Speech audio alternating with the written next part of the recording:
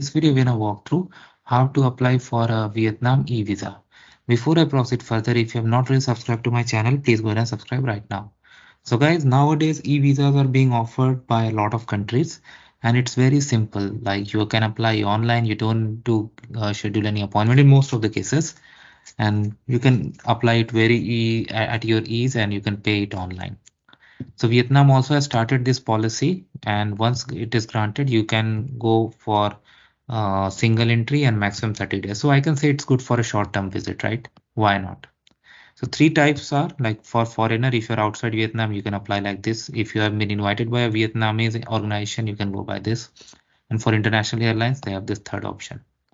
Of course, like there are a list of countries that are eligible. So see if your country falls into this or not. Otherwise, you need to follow the other process if visa is required. And also they have listed the list of ports that allow foreigner to enter and exit Vietnam by Vietnamese e-visa. So just check your itinerary. They have all they have all the possible entry points like airport, seaport, land port. So see your ports fall into this or not. If they fall, absolutely no issue at all. All right. Come here and then as a foreigner, if you're applying, you can click on this link. The cost is 25 USD. So three steps. In step one, you're going to upload your picture and also the biodata picture of your passport. Then you're going to pay the e-visa fee of 25 US dollars. And then you're going to complete the registration and then you can check the status here on e-visa search menu.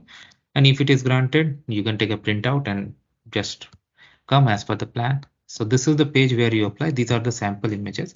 If you click on select here and here, it's gonna pop up windows where you can upload these documents from your passport. I mean from your system, and then you can update information. Now coming to the main application information, they have classified personal information, PNR, full name, first name, middle name, last name. See the format, very important.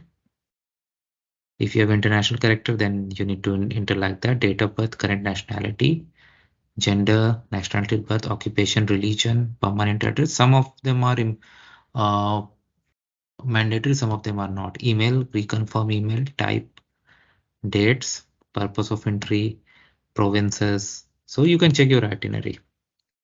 Then requested information when you want visa grant to this. Intended entry gate, you can see. Exit through the checkpoint, you can see. And you have to do it truthfully and then capture. Then you can review the form once and then you can pay and it gets into the system. And if granted, you can plan accordingly. So it's a very simple process. And thanks for watching this.